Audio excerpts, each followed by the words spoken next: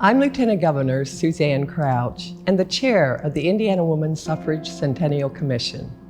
On August 26, 1920, 72 years after the Seneca Falls Convention and 69 years after Indiana women first called for the right to vote in Dublin, Indiana, the 19th Amendment finally went into effect. Hoosier suffragists were overjoyed. In Indianapolis, the bells of Christ Church on Monument Circle rang out for 5 minutes. In Anderson, factory whistles sounded in celebration. In Fort Wayne, suffragists arranged an aerial leaflet drop by airplane over the city. 100 years later, we share this same excitement on August 26, now known as Women's Equality Day, as we announce the recipients of the Preserving Women's Legacy Grants. All year long, as Indiana and the nation celebrate 100 years of women's right to vote, the Indiana Women's Suffrage Centennial has been telling the story of women across the Hoosier State. Throughout history and into the present, women have had significant influence upon Indiana's communities, both large and small. Yet often, women's roles have been overlooked, their accomplishments ignored, and their legacy overshadowed. Hoosiers must do a better job of celebrating the women of our state and educating the public about the impact women have had on Indiana's landscape. We hope these grants are just the beginning and inspire other communities to discover, preserve, and activate locations that tell stories about women's contributions in Indiana. On behalf of the Indiana Women's Suffrage Centennial Commission, the Indiana Office of Community and Rural Affairs, and Indiana Humanities, it is my pleasure to announce the 3 recipients of the Preserving Women's Legacy Grants: Downtown Angola Coalition, Michigan City Main Street Association, Inc., and Rediscover Downtown Peru. Stay tuned to hear more about these projects and follow along with their progress through the Indiana Women's Suffrage Centennial, Indiana Humanities, and the Office of Community and Rural Affairs.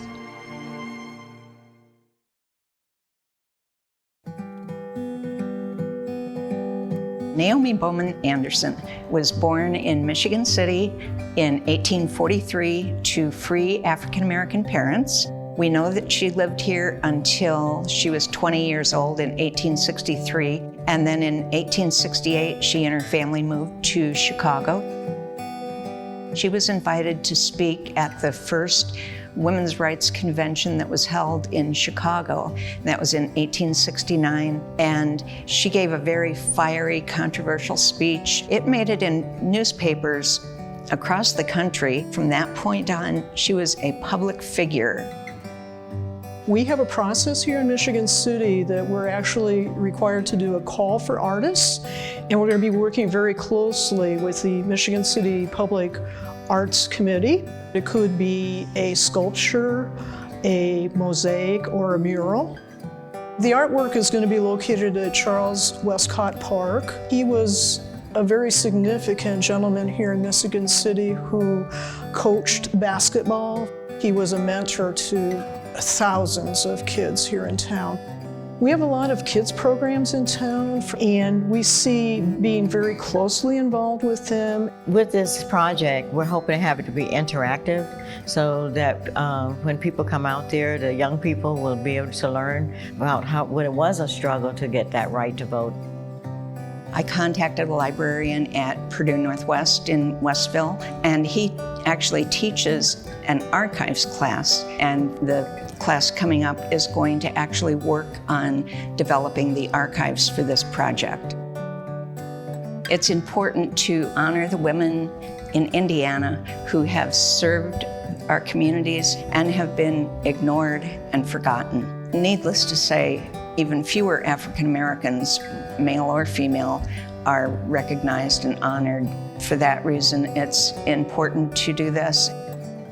Michigan City is honored to be her hometown.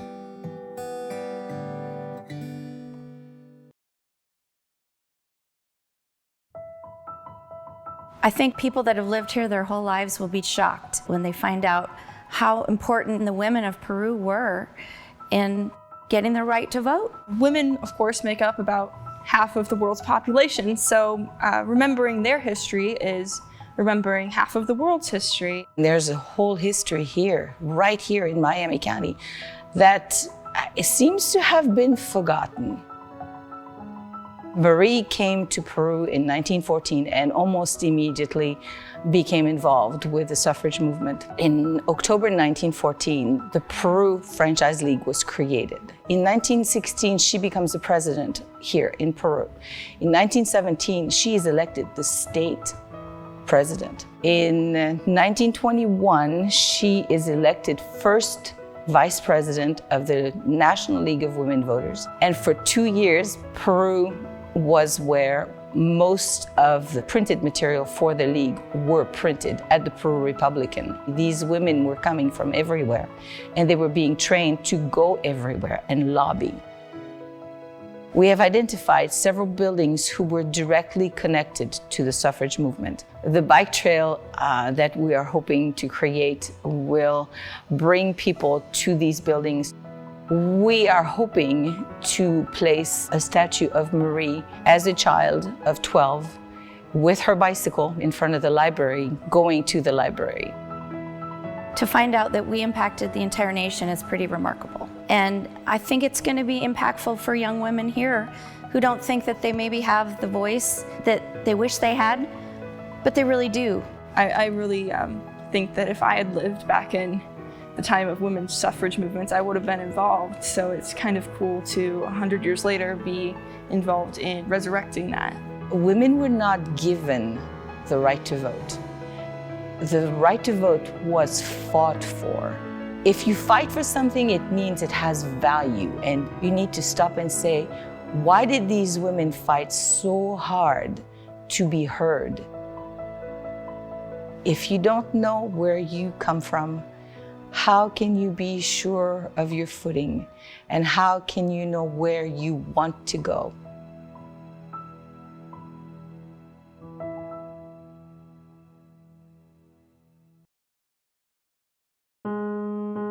I sent out an email trying to figure out, what do we have in our community that has merit that we could celebrate something like this. The editor of our local paper called me and said, do you know that Sojourner Truth spoke on our courthouse steps? Sojourner Truth was a free black woman that lived in the Midwest in the mid-1800s. In 1861, she spent a month to 6 weeks in Angola. And she stayed with several families while she was in the area and spoke around the county. She came and spoke on our steps of our courthouse. Not to an audience that accepted what she was saying, but an audience that at least listened.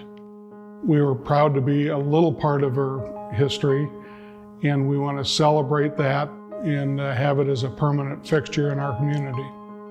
So if you can imagine a 6-foot-tall statue of an African-American woman with her antebellum skirt, it will be quite a presence in our courthouse area. It will be a great thing for visitors, for education. We've partnered with the history teachers at Trine and the humanities teachers to start to bring in some of our local history into their classrooms. Individual teachers from several of the school districts are writing lesson plans. We've partnered with a couple other libraries to do a community read and a book study. As children, when we're going through schools, we always learn about the men. There are women that stood up for everybody's rights. There are huge gaps in our history in this country. We need to fill them in so that future generations can really get a full meaning of what it was to be a slave, be emancipated, be a free woman of color, and be a success story.